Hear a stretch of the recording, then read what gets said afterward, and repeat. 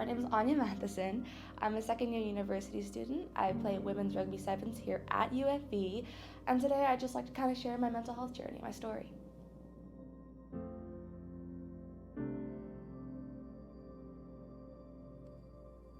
So when I was pretty young, I think maybe 6 or 7, I started to show signs of ADHD and ADD. And I didn't understand what that was. I was a kid. I was like, okay, cool, like special treatment basically is what I thought it was. I was like, I get to go to another room and take a test.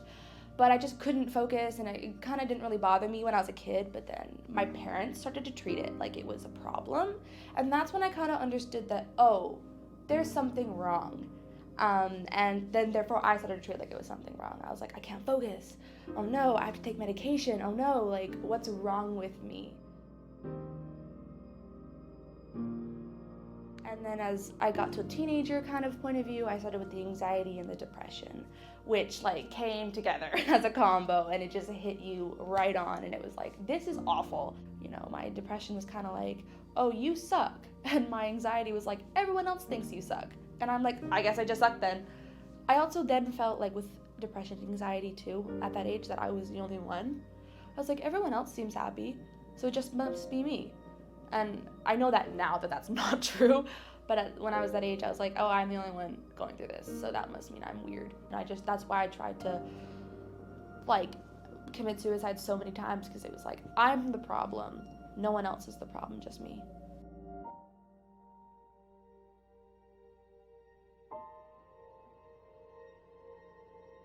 I first heard what borderline personality disorder was when I think I was like 13, 14. I was at therapy, and my therapist asked me if I knew what that was. And I was like, no, I don't know what that is.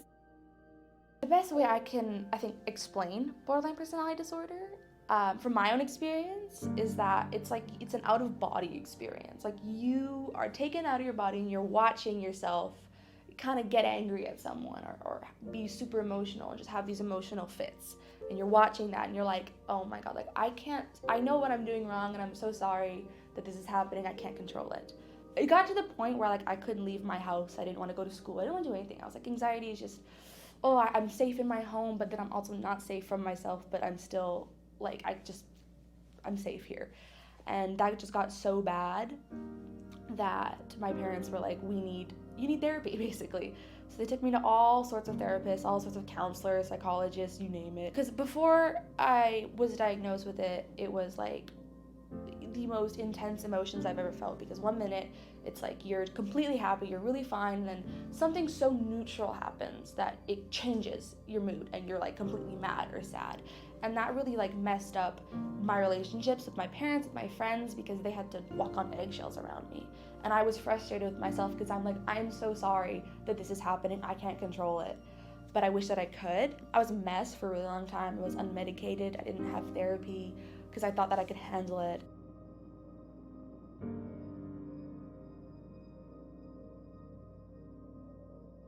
Summer of 2020, obviously the world was in a horrible place with COVID, and that affected a lot of people's mental health, and mine, too. And because I was I was home alone all the time, I was like, I just kind of was left alone with my thoughts. So everything got really dark, and I lost a lot of friends. A lot of bad things did happen, and so I tried to, end my life. And luckily I didn't, because I called 911 before that could happen. I took like a couple pills, and then I was like, this is wrong, I can't be doing this. I was in isolation. They took me to the psych ward, and I was just sitting there alone. And I was like no one likes to be alone, but I was like, not only was I physically alone, but I was also like feeling like lonely, like in isolation, and you're kind of just left alone with your thoughts, and that's super, super scary. I literally talked to myself out loud, because honestly, I didn't care at that point who heard me. I was like, Anya, you can't be doing this. You're scaring everyone. You have to go home. When you get home, you have to literally just never ever get here again. And that was the wake-up call.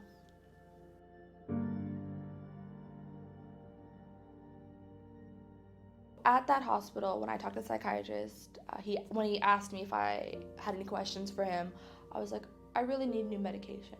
And he's like, okay. So I got new medication, and I I asked if I could have therapy, and what that would look like, and he gave me a referral, not a prescription, a referral to go see this rapid access group. It's for people with borderline personality disorder. It's called DBT, dialectic behavioral therapy, and I attend that. I still attend that. I attended it for that, and he also gave me a referral to see a therapist twice a week, every week for however long, and I see my psychiatrist every month.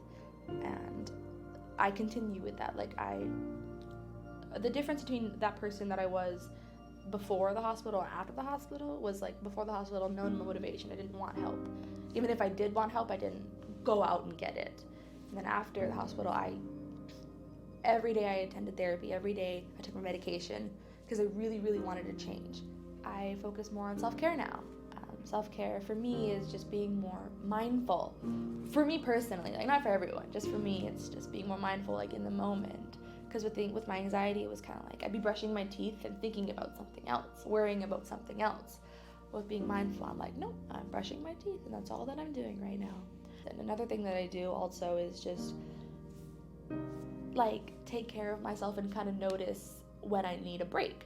Because sometimes I'll run on empty for, like, when I'm studying, I'll just study until I'm exhausted. And though I'm like, but that's gonna get me an A, I'm like, but I'm gonna feel awful. So typically now I'm like, okay, I think I need a break now. I'll take that break. I start to acknowledge, like, that I, one, deserve a break, and two, that I need one.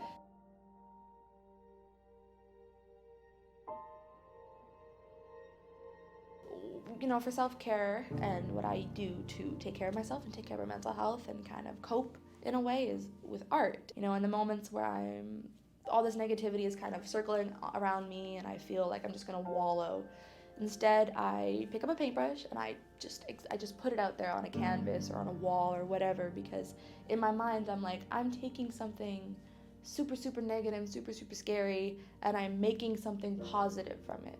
This is a painting. If you don't know who it is, it says right here, it's Vincent van Gogh. I also have his name tattooed on me, his signature. He had his problems and he put them into paintings, and that really inspired me to start doing that. And I painted this. I was feeling really down and really upset and really depressed, and I remember I was like, I'm gonna paint Van Gogh on a big, big mural. And even though I suck at portraits at the time, I was like, I can't paint portraits, I can only paint flowers. I was like, no, I'm gonna try it. And it took me numerous times to get it, but I put all my pent-up negative emotions and feelings and scary thoughts into painting, and I came out with this.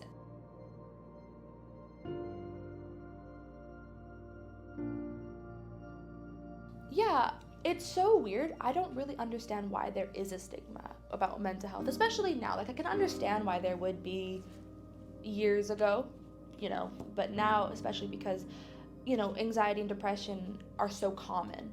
Like, you don't really have to be diagnosed with an anxiety disorder to have anxiety.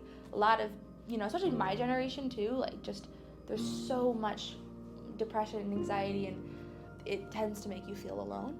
And whether or not you know you're alone, you feel alone. And that's an awful feeling. And I understand that feeling, and me coming forward and just talking about it is kind of like, I hope that it makes people who kind of struggle the same way as me to just feel less alone.